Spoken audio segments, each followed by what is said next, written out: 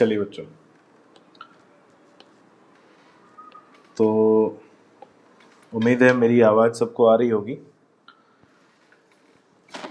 एक बार आप मैसेज में लिख दीजिए फाइनली अगर मेरी आवाज़ आ रही तो चैट में, आप लोग चैट में लिख दीजिए।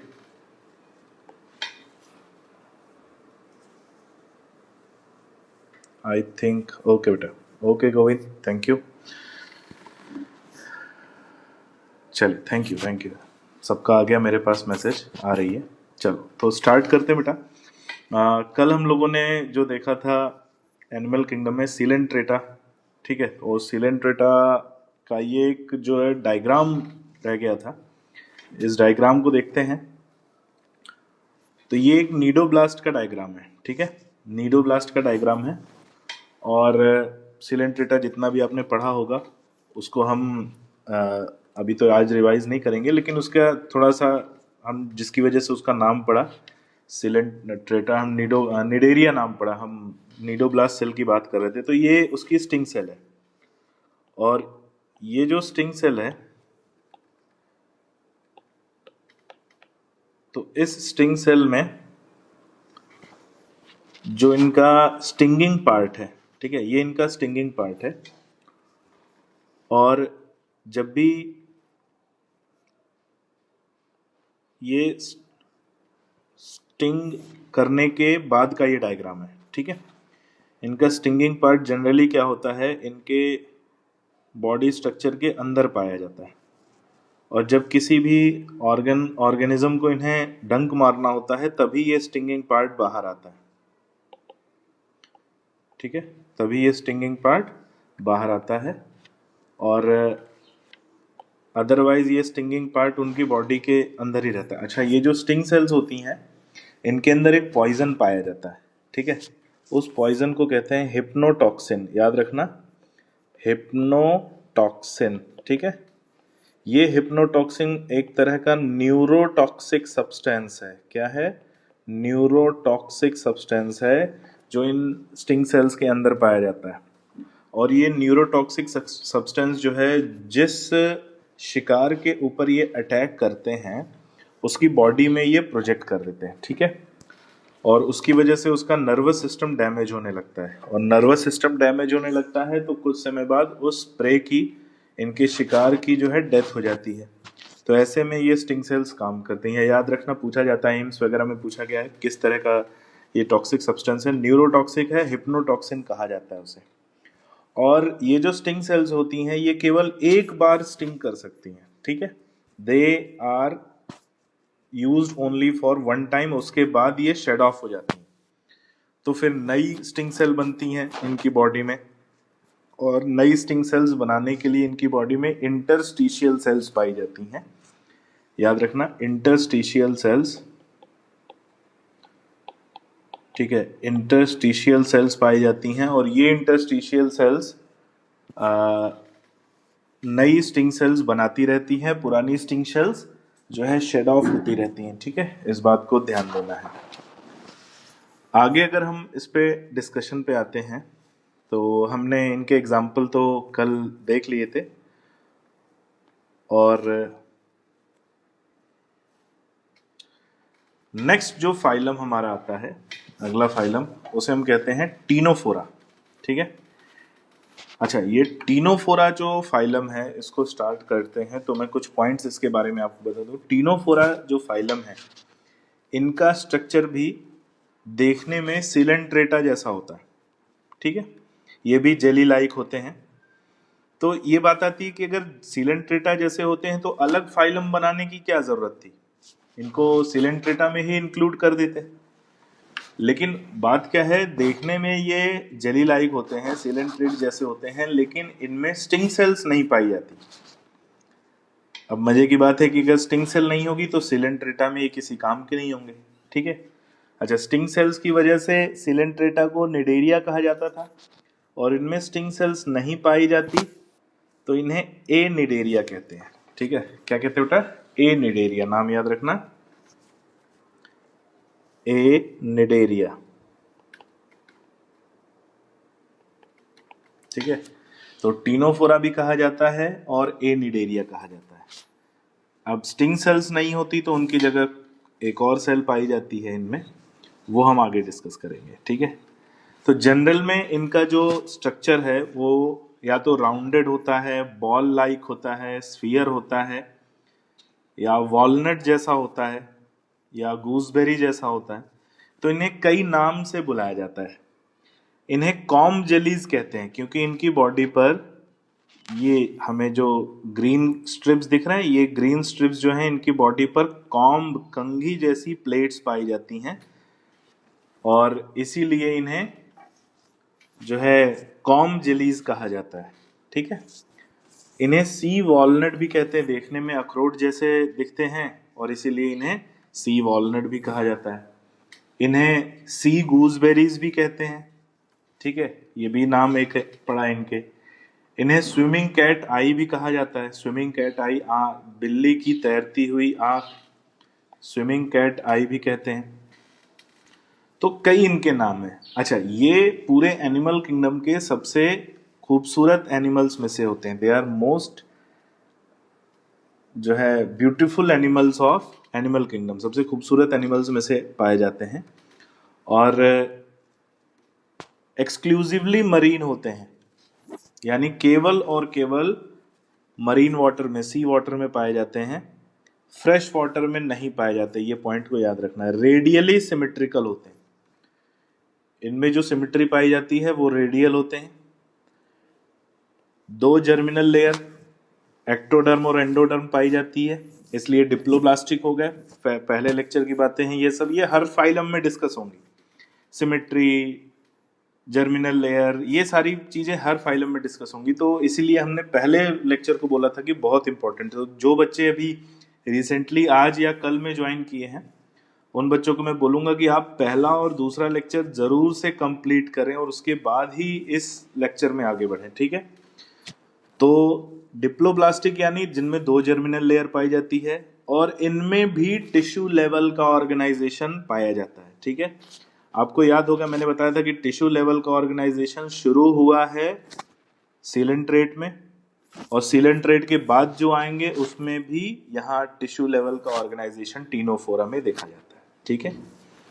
हम बात कर रहे थे कि इन्हें एनिडेरिया कहते हैं क्योंकि इनमें स्टिंग सेल्स नहीं पाई जाती। तो स्टिंग सेल की जगह पे इनमें एक दूसरी सेल पाई जाती है जिसका नाम है लासो सेल्स। याद रखना इस नाम को, लासो सेल्स। लेकिन इन लासो सेल्स में स्टिंगिंग ऑर्गन नहीं होता, ठीक है, इनमें कोई भी स्टिंगिंग ऑर्गन नहीं होता। तो ये जो सेल्स हैं, ये जो ऑर्गेनिज्म है टीनोफोरा, ये स्टिंग नहीं करते, डंक नहीं मारते, ठीक है। एक बड़ी खास बात, इंपॉर्टेंट पॉइंट आता है कि इनके बॉडी स्ट्रक्चर में 8 एक्सटर्नल रोज पाई जाती हैं सीलिएटेड कॉम्ब प्लेट्स की। तो इनकी बॉडी में कॉम्ब प्लेट्स मिलते हैं और इसीलिए इन्हें कॉम्ब जेलीज कहा जाता है। 8 रोज होती हैं, इन बात को याद रखना। 8 रोज, यहाँ हमें जो प्लेट्स दिख रही हैं ये 8 कॉम्ब प्लेट्स हैं ग्रीन स्ट्रिप्स में जो हमें दिख रही है, और इनका काम होता है लोकोमोशन, ठीक है, लोकोमोशन में हेल्प करती। कभी भी इसको जो है कॉम्प्लेट्स मत समझ लेना। ये जो ब्लैक स्ट्रक्चर है ये टेंटिकल्स होते हैं, ठीक है, ये क्या होते हैं, टेंटिकल्स होते हैं। ये सब में नहीं पाए जाते, ये किसी में पाए जाते हैं और किसी में नहीं भी पाए जाते, लेकिन कॉम्प्लेट्स सभी में होती हैं। तो कॉम्प्लेट्स अलग हैं और टेंटिकल्स अलग है, दोनों बातों को ध्यान देना, ठीक है। डाइजेशन की बात करें तो ये भी जो है सीलेंट्रेट्स की तरह शिकार करते हैं और अपने शिकार को खा जाते हैं। तो इनमें एक्स्ट्रा सेलुलर और इंट्रा सेलुलर डाइजेशन पाया जाता है। होलोजोइक न्यूट्रिशन देखने को मिलता है, होलोजोइक न्यूट्रिशन।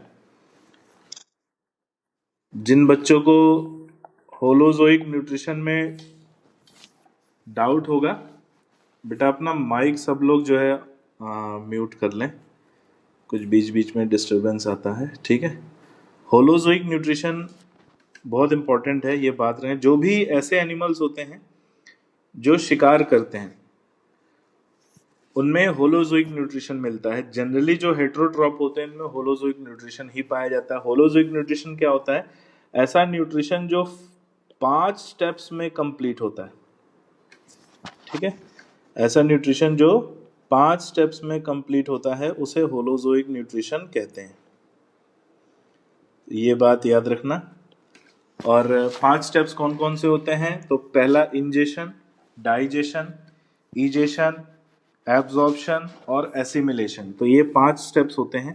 तो यहाँ पर भी होलोजोइक न्यूट्रिशन है और डाइजेशन कैसा है? एक्स्ट्रा सेलुलर और इंट्रा सेलुलर दोनों है।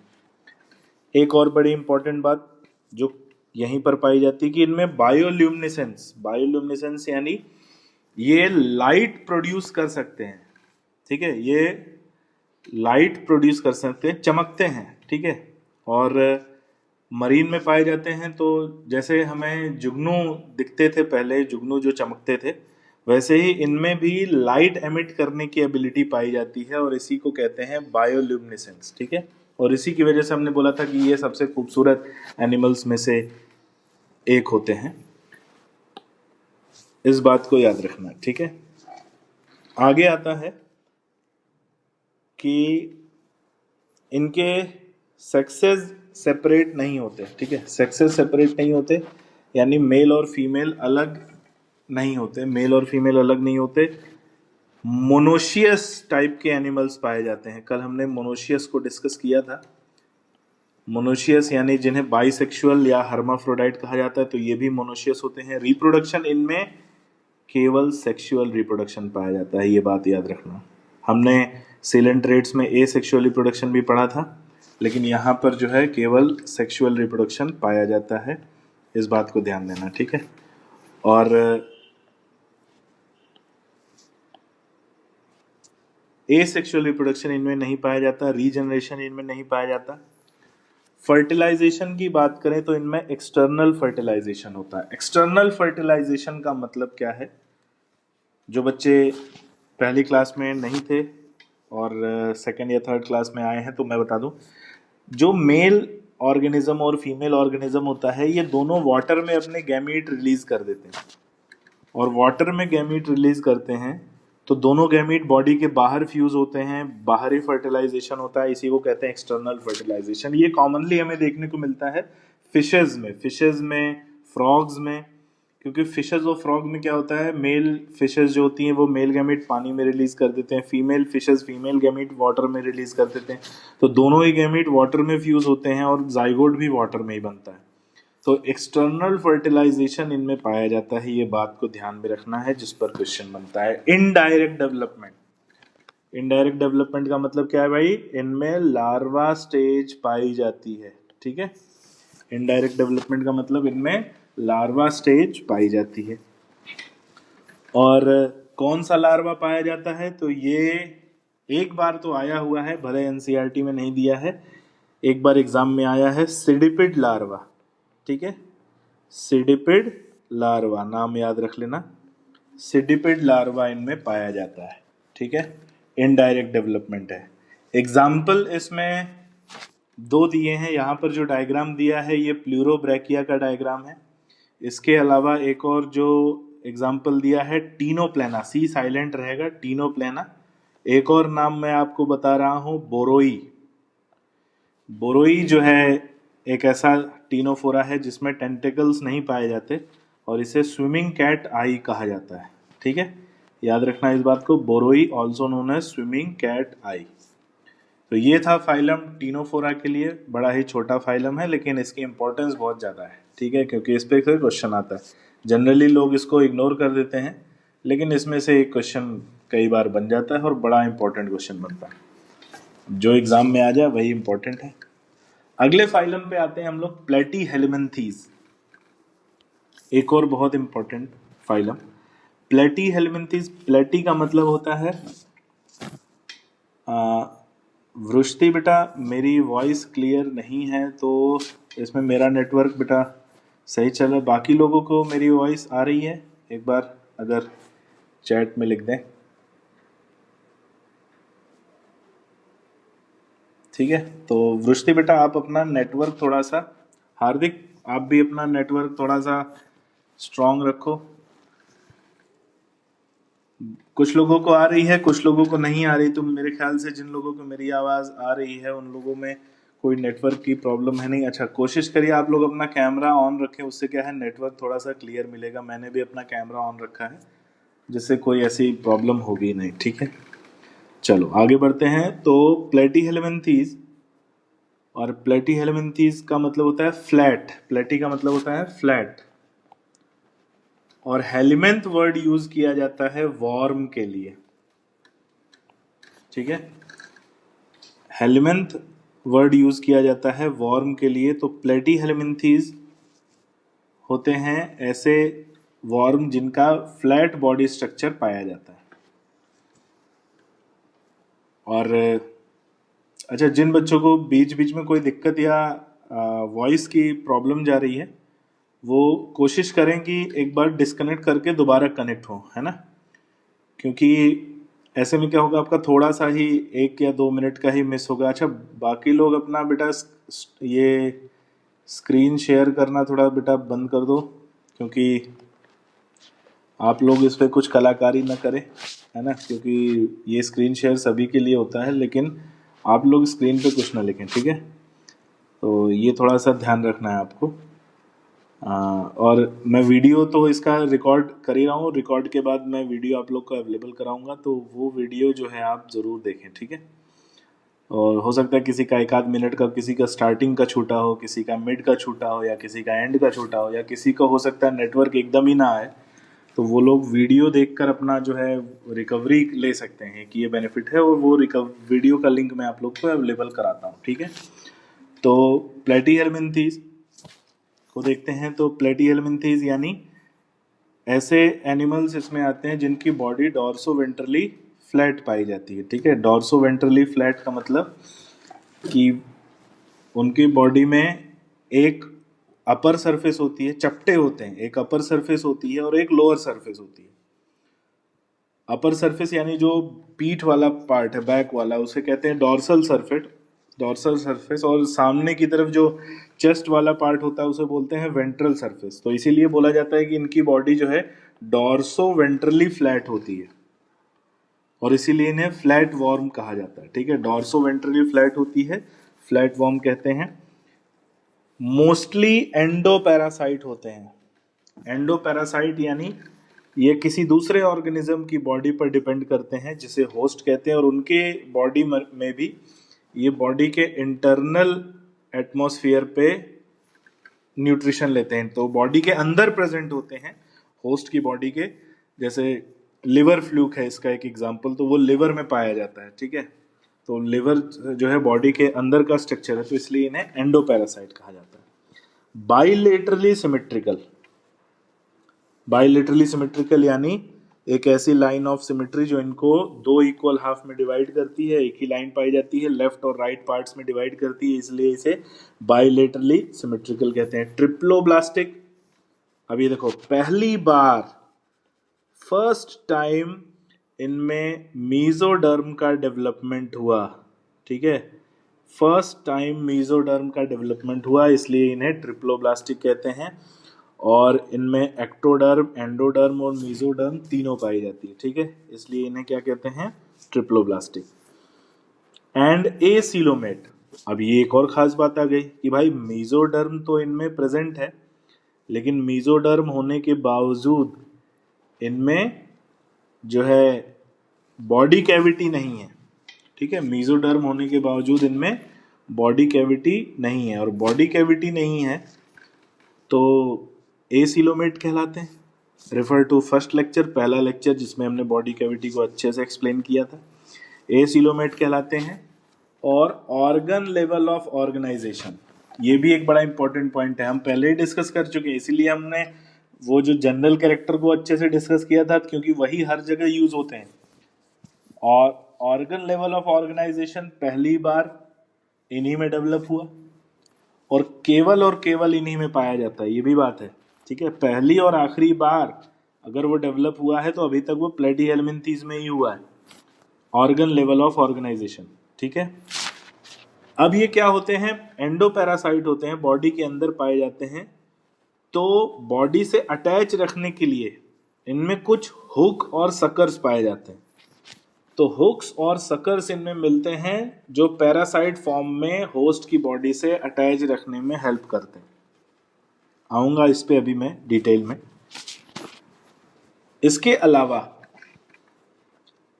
मैं एक बात और बता दूं आपको कि इनमें कुछ ऐसे एनिमल्स पाए जाते हैं जिनमें एलिमेंट्री कैनाल इनकम्प्लीट होती है, जैसे कि प्लानेरिया। ठीक है, प्लानेरिया इनका एक एग्जाम्पल है जिसमें एलिमेंट्री कैनाल इनकम्प्लीट होती है। टेपवर्म हमें यहां पर जो दिख रहा है, टेपवर्म, इसमें एलिमेंट्री कैनाल पाई ही नहीं जाती। ठीक है, ये बात को ध्यान में रखना। तो कुछ ऐसे एनिमल्स हैं जिनमें एलिमेंट्री कैनाल नहीं होती। तो क्यों नहीं होती भाई? ये असल में एंडोपैरासाइट जो टेपवर्म है, ये इंटेस्टाइन का पैरासाइट है। और इंटेस्टाइन का पैरासाइट होने की वजह से जब इंटेस्टाइन में फूड पहुंचता है तो वो ऑलरेडी डाइजेस्ट हो चुका होता है। तो जो फूड डाइजेस्ट हो चुका है उसको दोबारा डाइजेस्ट करने की जरूरत नहीं पड़ती। और दोबारा डाइजेस्ट करने की जरूरत नहीं पड़ती तो इन्हें एलिमेंट्री कैनाल की जरूरत नहीं पड़ती। तो ये जो है डाइजेस्टेड फूड को अपनी बॉडी सरफेस से एब्जॉर्ब कर लेते हैं। और इसी को लिखा है कि some absorb nutrient from the host directly through their body surface. तो कुछ ऐसे होते हैं जो होस्ट की बॉडी से सीधे अपनी बॉडी में न्यूट्रिएंट को एब्जॉर्ब कर लेते हैं, क्योंकि इनमें एलिमेंट्री कैनाल नहीं होता और ये डाइजेस्टेड फूड को डायरेक्टली एब्जॉर्ब कर लेते हैं अपने न्यूट्रिशन के लिए। ठीक है, ये कहानी कही गई है किसके लिए? टेपवर्म के लिए। टेपवर्म जिसे कहते हैं टीनिया, और टेपवर्म की दो स्पीशीज पाई जाती है, टीनिया सोलियम और taenia saginata commonly. Taenia solium जिसे पॉर्क टेपवर्म कहा जाता है और टीनिया सेजिनेटा जिसे बीफ टेपवर्म कहा जाता है। एक जो है पॉर्क के मीट में पाया जाता है, पॉर्क की बॉडी में पाया जाता है, और एक जो है वो टीनिया सेजिनेटा बीफ की बॉडी में। तो टीनिया सोलियम जो कि पॉर्क टेपवर्म है, और टीनिया सेजिनेटा जो कि बीफ टेपवर्म है। ठीक है, तो ये दोनों टेपवर्म पाए जाते हैं। तो इन्हीं के बारे में लिखा है कि ये डायरेक्टली अपने होस्ट से फूड एब्जॉर्ब कर लेते हैं। ठीक है, इन्हें कोई प्रॉब्लम नहीं होती, इनमें कोई एलिमेंट्री कैनाल भी नहीं होता। फ्लेम सेल्स एक्सक्रीशन के लिए पाई जाती हैं। बहुत इंपॉर्टेंट पॉइंट है जिस पे क्वेश्चन बनता है। एक्सक्रीशन और ऑस्मो रेगुलेशन। एक्सक्रीशन हो गया removal of nitrogenous waste from body, और ऑस्मो रेगुलेशन हो गया maintenance of water balance in body. तो फ्लेम सेल्स पाई जाती हैं, जैसे हमारी बॉडी में किडनी होती है, किडनी भी यही दोनों काम करती है, ऑस्मो रेगुलेशन करती है और एक्सक्रीशन करती है। तो फ्लेम सेल्स भी यही दोनों काम करती हैं, ऑस्मो रेगुलेशन करती हैं और एक्सक्रीशन करती हैं। इन फ्लेम सेल्स को एक और नाम दिया गया है, अगर कुछ लोगों को याद हो तो सोलेनोसाइड्स भी कहा जाता है। तो अगर क्वेश्चन में फ्लेम सेल्स लिखा हो या सोलेनोसाइड्स लिखा हो, मतलब दोनों का एक ही है। ये वाइब्रेट करती रहती हैं, वाइब्रेशन इनमें होता रहता है, और इसीलिए इन्हें वाइब्रेटिंग सेल्स भी कहा जाता है। तो आप फ्लेम सेल्स कह लो, सोलेनोसाइड्स कह लो या वाइब्रेटिंग सेल्स कह लो, ये एक्सक्रीशन और ऑस्मो रेगुलेशन में काम करती हैं।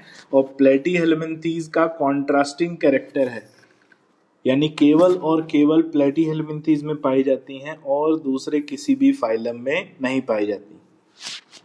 सेक्सेस की बात करें तो इनमें मेल और फीमेल अलग अलग नहीं होते।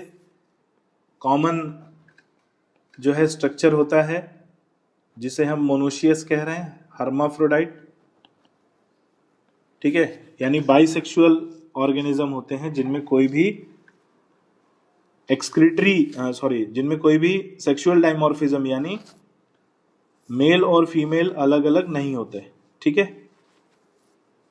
Fertilisation is internal, internal fertilisation पाया जाता है।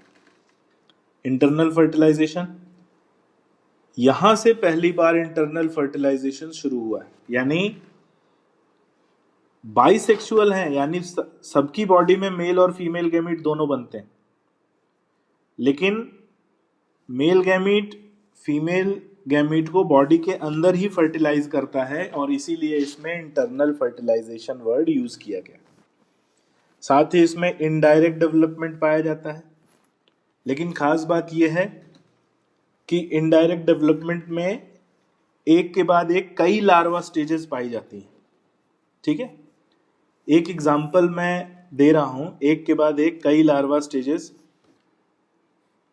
अच्छा, सब लोगों से एक रिक्वेस्ट है बेटा, आप लोग अपना जो नेम है, मैं आप लोगों को कई बार बोल चुका हूं, अपना जो आईडी नेम है वो आप लोग अपना ओरिजिनल नेम रखें जो घर वालों ने रखा है। ठीक है, रेडमी 6 और ये ऐसे नाम न रखें, क्योंकि ऐसा हो सकता है कि आपको रिमूव कर दिया जाए। ठीक है, तो अगर आप क्लास में रेगुलरली बने रहना चाहते हो तो बेटा अपना जो है अपने नेम से उसको कर दें।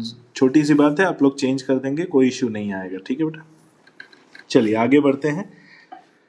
तो फर्टिलाइजेशन इंटरनल होता है, एक के बाद एक कई लार्वा स्टेजेस पाई जाती हैं। और लार्वा स्टेजेस मैं आपको बता दूं कि लिवर फ्लूक को लेकर, ठीक है, thank you Rajesh sir, liver fluke को लेकर, लिवर फ्लूक जिसे हम कहते हैं फैशियोला हेपेटिका, फैशियोला हेपेटिका, ठीक है, ये इसका साइंटिफिक नेम है फैशियोला हेपेटिका। इसमें 5 लार्वा पाए जाते हैं। ठीक है, याद रखना 5 लार्वा पाए जाते हैं एक के बाद एक। और मैंने इसको कोड करने का एक तरीका भी बताया, वो किया है कि कौन कौन से लार्वा होते हैं। तो 5 लार्वा स्टेजेस पाई जाती हैं, इनका नाम है ऐसे MSRCM,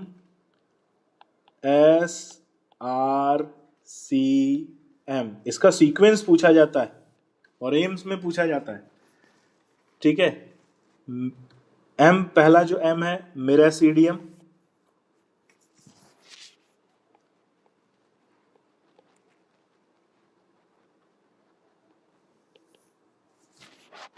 मिरासीडियम। दूसरा स्पोरोसिस्ट, स्पोरोसिस्ट के बाद आगे आर रीडिया, फिर सर्केरिया एंड देन मेटासर्केरिया। ठीक है, तो ये 5 लार्वा स्टेजेस फैशियोला हेपेटिका में पाए जाते हैं। इनके सीक्वेंस से क्वेश्चन बनता है। ठीक है, ठीक, किस सीक्वेंस में, पहला कौन सा है, दूसरा लार्वा कौन सा है, तीसरा, और इससे कई तरह से क्वेश्चन बना सकते हैं। ठीक है, तो मैं चाहूंगा कि आप इसको नोट कर लें। फैशियोला हेपेटिका के लार्वा हैं मेरासीडियम, स्पोरोसिस्ट, रीडिया, सर्केरिया एंड मेटासर्केरिया। ठीक है, आगे बढ़ते हैं। अगर हम एसेक्सुअल रिप्रोडक्शन की बात करें तो एसेक्सुअल रिप्रोडक्शन के लिए इनमें रीजेनरेशन पाया जाता है और रीजेनरेशन की एनॉर्मस कैपेसिटी पाई जाती है। कि अगर हम प्लानेरिया एग्जांपल लिया, प्लानेरिया को अगर हम 100 टुकड़ों में काट दें तो हर टुकड़ा ग्रो करके एक नया प्लानेरिया बना लेगा। तो इनॉर्मस पावर ऑफ रीजेनरेशन इसमें हमें दिखाई देता है। साथ ही प्लानेरिया में हमें बाइनरी फिजन भी दिखता है, इस बात को भी याद रखना है। बाइनरी फिजन भी दिखता है किसमें, प्लानेरिया में। किस तरह का binary fission, transverse binary fission हमें प्लानेरिया में दिखाई देता है। ठीक है, तो यहाँ पर कुछ एक एग्जांपल हम बात कर रहे हैं, टीनिया सोलियम, टीनिया सेजिनेटा जो कि टेप वॉर्म है, फैशियोला हेपेटिका और प्लानेरिया को लेकर हम बात करें तो ये इनके एग्जाम्पल मिलते हैं। ठीक है, आगे बढ़ते हैं।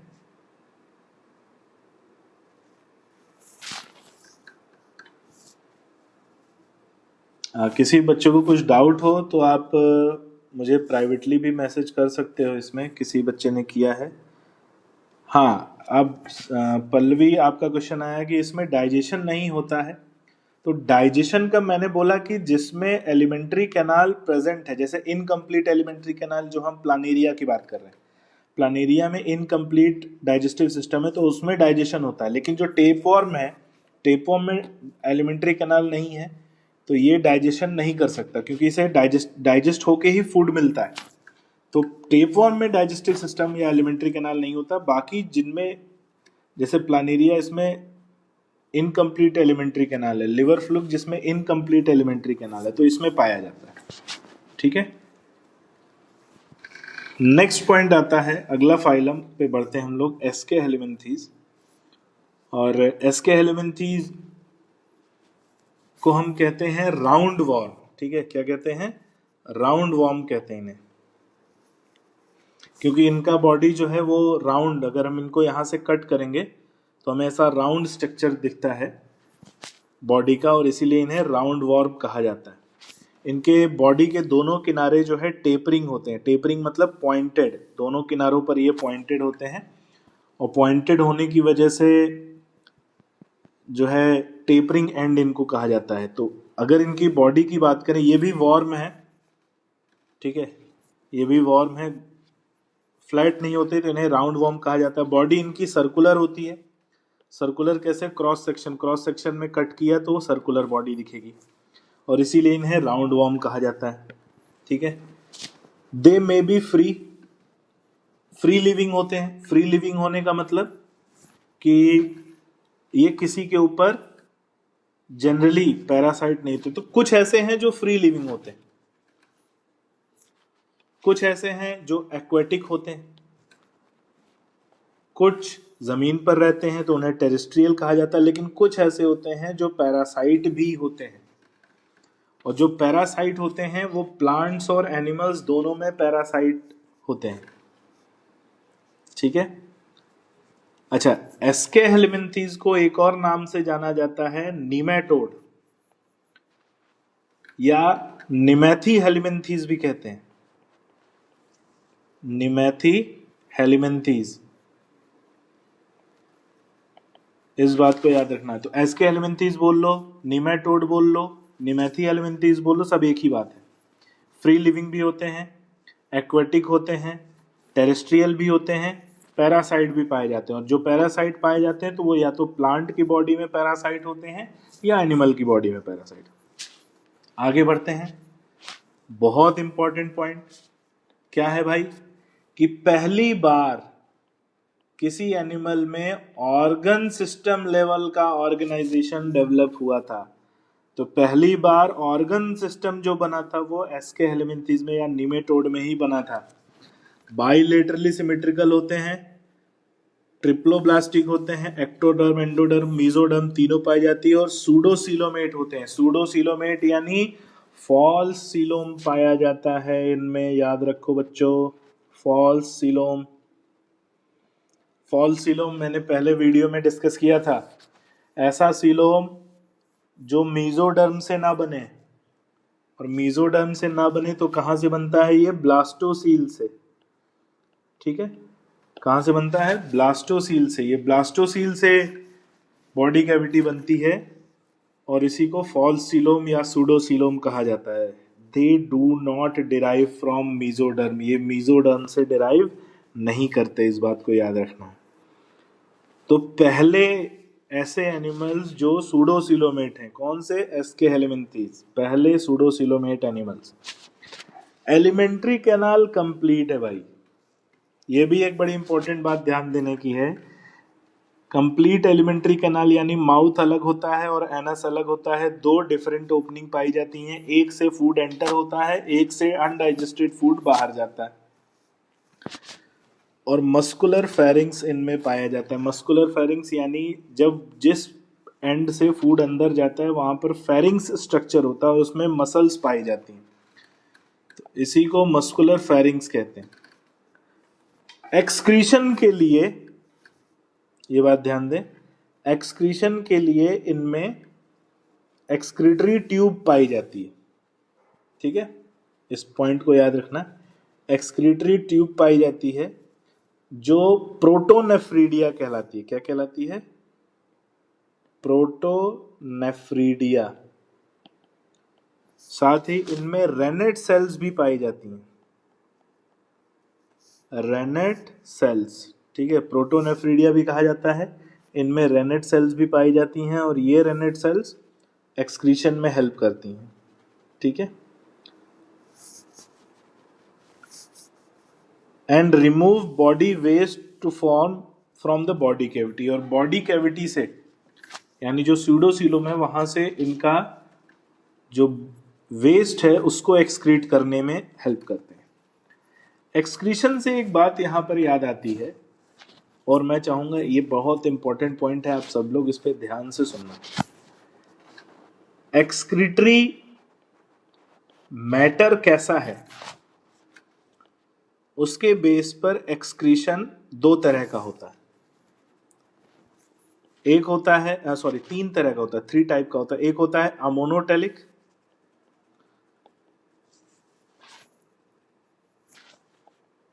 दूसरा होता है यूरिकोटेलिक, नोट कर लेना इसको, और तीसरा आता है यूरियोटेलिक। ठीक है। अमोनोटेलिक ऐसे एनिमल्स होते हैं जो अमोनिया का एक्सक्रीशन करते हैं। इस बात को ध्यान से सुनना और याद कर लेना। अमोनोटेलिक ऐसे एनिमल्स होते हैं जो अमोनिया का एक्सक्रीशन करते हैं। अमोनिया हाईली टॉक्सिक गैस होती है और इसको बॉडी से एक्सक्रीट करने के लिए लार्ज अमाउंट ऑफ वाटर की जरूरत पड़ती है। इस अमोनिया को वाटर में डिसॉल्व करना पड़ता है। वाटर में ये बहुत कम सॉल्युबल होती है। हाँ विकास, आप कुछ पूछना चाह रहे हो?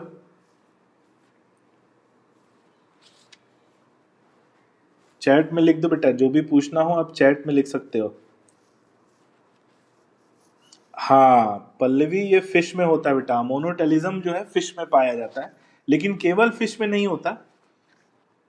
जितने भी अमोनोटेलिक होते हैं वो सब एक्वेटिक हैबिटेट में रहते हैं। तो मैं उसी पॉइंट पे आता था कि इनको एक्सक्रीशन के लिए वाटर की जरूरत पड़ती है, और इसीलिए जितने अमोनोटेलिक होते हैं वो पानी के अंदर रहते हैं ताकि पानी की कोई कमी ना रहे एक्सक्रीशन करने के लिए। तो इसमें फिशेज आते हैं, इसमें टैडपोल आते हैं, ठीक है, टैडपोल आते हैं, फिशेज आते हैं, और जो भी एक्वेटिक हैबिटेट में रहता है वो कुछ और भी कर सकता है, लेकिन अगर वो अमोनोटेलिक है तो वो पानी से बाहर नहीं जाएगा।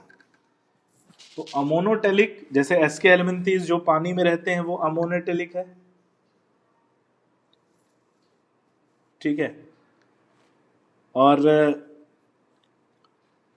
जो भी आगे इनके आएंगे, इकाइनोडर्मेटा वो अमोनोटेलिक है, मोलस्का है वो भी अमोनोटेलिक है। तो अमोनोटेलिक जो भी होगा वो पानी में रहेगा, पानी के बाहर नहीं रह सकता। यूरिकोटेलिक जो है ये यूरिक एसिड का एक्सक्रीशन करते हैं। अमोनिया जो निकला था वो गैस के फॉर्म में निकला था, यहां पर यूरिक एसिड जो बॉडी से निकलता है ये क्रिस्टल्स के फॉर्म में होता है। और यूरिक एसिड का एक्सक्रीशन होता है टू कंजर्व वाटर, वाटर के कंजर्वेशन के लिए, पानी को बॉडी में ज्यादा से ज्यादा रोका जा सके। इसलिए जो यूरिकोटेलिक होते हैं वो जीरिक कंडीशन में, मरुस्थलीय रेगिस्तान वगैरह में आसानी से सरवाइव कर सकते हैं, क्योंकि वहां पर उनको पानी की जो किल्लत है उससे जूझना पड़ता है, और यूरिकोटेलिक होना उन्हें हेल्प करता है।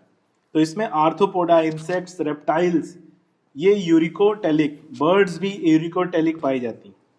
यूरिक एसिड का एक्सक्रीशन करते हैं in the form of crystals. और थर्ड आता है यूरियोटेलिक, जो यूरिया का एक्सक्रीशन करते हैं। यूरिया एक्सक्रीट करने के लिए, यूरिया लीस्ट टॉक्सिक है, इट इज इसमें एक्सक्रीशन के लिए लिटिल अमाउंट ऑफ वाटर जो है वो एक्सक्रीट होता है। तो टेरेस्ट्रियल एनिमल होना यूरियोटेलिक होने का एक कैरेक्टर है कि अगर यूरियोटेलिक है तो वो टेरेस्ट्रियल होगा, जमीन पर रहेगा। ठीक है, इसलिए यूरियोटेलिक ह्यूमंस जो है वो यूरियोटेलिक होते हैं। एनेलिडा यूरियोटेलिक होता है। ठीक है, फ्रॉग, एम्फीबिया, जो टेरेस्ट्रियल एम्फीबिया हैं वो यूरियोटेलिक होते हैं, तो वो यूरिया का एक्सक्रीशन करते हैं। तो एक्सक्रीशन पॉइंट ऑफ व्यू से ये जो मैंने बताया ये इंपॉर्टेंट पॉइंट है, इसको याद रख लेना। यूरिया जो एक्सक्रीट होता है वो सॉलिड के फॉर्म में होता है। डायशियस होते हैं, डायशियस यानी मेल और फीमेल अलग अलग होते हैं, यूनिसेक्सुअल होते हैं। एक बड़ी इंपॉर्टेंट बात यहां पर कि female are longer than male. यहां पर हम एक डायग्राम देख रहे हैं जिसमें एक मेल का डायग्राम भी बना है, एक फीमेल। तो फीमेल की लेंथ जो है वो मेल से ज्यादा है। ठीक है, और एक और पॉइंट आता है कि male is found curve from anal end, anus जिस तरफ होता है, एनल एंड जहां होता है वहां से मेल का स्ट्रक्चर थोड़ा सा कर्व पाया जाता है। ठीक है, मेल का स्ट्रक्चर कर्व पाया जाता है, फीमेल जो है स्ट्रेट होती है, लॉन्ग होती है।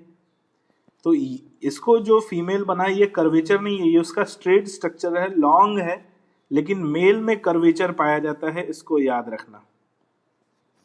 फर्टिलाइजेशन इनमें इंटरनल होता है, फीमेल की बॉडी के अंदर ही जाइगोट का डेवलपमेंट है। इनमें कुछ ऐसे होते हैं जिनमें लार्वा स्टेज पाई जाती है, कुछ ऐसे होते हैं जिनमें लार्वा स्टेज नहीं पाई जाती। जिनमें लार्वा स्टेज पाई जाती है, मैं एग्जांपल बता दूं, लार्वा स्टेज पाई जाती है फाइलेरिया वॉर्म में, और इसमें फिलेरिये लार्वा पाया जाता है, फिलेरिये लार्वा पाया जाता है। उसी लार्वा की वजह से इनका नाम फाइलेरिया वॉर्म पड़ा है। साइंटिफिक नेम है इसका वुचरेरिया ब्रैंकोफ्टी। ठीक है, वुचरेरिया ब्रैंकोफ्टी इसका साइंटिफिक नेम है, और इसी में ये लार्वा हमें दिखाई देता है। ऊपर जो ये डायग्राम बना हुआ है ये एस्केलेमेंथीज में एस्केरिस का डायग्राम है। एस्केरिस जो है ये इंटेस्टाइन का पैरासाइट है, और इससे होने वाली डिजीज को एस्केरियासिस कहते हैं।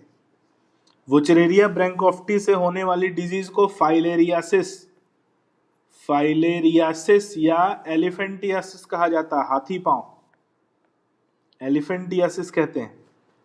वुचरेरिया ब्रैंकोफ्टी से होता है लिम्फॉइड टिश्यू में होने वाला, लिम्फ नर्व में होने वाला ये इन्फेक्शन है। एनसाइक्लोस्टोमा से जो डिजीज होती है उसे एनसाइक्लोस्टोमियासिस कहा जाता है, और एनसाइक्लोस्टोमा को जनरली हुक वॉर्म कहते हैं।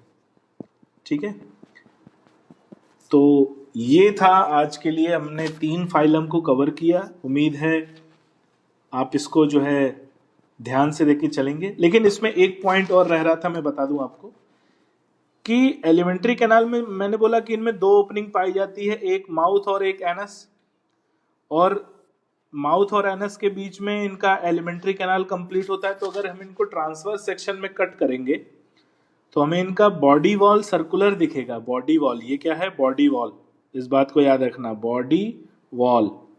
और उसके अंदर हमें इनकी एलिमेंट्री कैनाल का भी सेक्शन दिखेगा, एलिमेंट्री कैनाल। तो देखने में ये स्ट्रक्चर कैसा लगेगा कि बाहर एक ट्यूब है, उसके अंदर एक दूसरी ट्यूब है, और इसी को कहते हैं tube within a tube plan. क्या कहते हैं? Tube within a tube plan. इस प्लान को याद रखना। ये किस में पाया जाता है? जिनमें माउथ और एनस अलग अलग होता है, उसी को कहते हैं tube within a tube plan. जिसमें सिंगल ओपनिंग रहती है, हमने कल डिस्कस किया था, उसे कहते हैं ब्लाइंड सैक बॉडी प्लान। तो ये 2 तरह के बॉडी प्लान भी हैं, इसको भी याद रखना। जिसमें डबल ओपनिंग है, tube within a tube plan. यहाँ पर हमें tube within a tube plan मिल रहा है। कल हमने सीलेंट्रेट्स पढ़ा था, उनमें ब्लाइंड सैक बॉडी प्लान पाया जाता था। ठीक है, तो ये एक एलिमेंट्री कैनाल को लेकर एक इंपॉर्टेंट पॉइंट यहाँ पर छूट रहा था, मुझे लगा मैं बता दूं, मैंने बता दिया। ठीक है, इसको याद कर लेना, इस पे से क्वेश्चन आते हैं। ठीक है बच्चों, तो आज के लेक्चर में हमने 3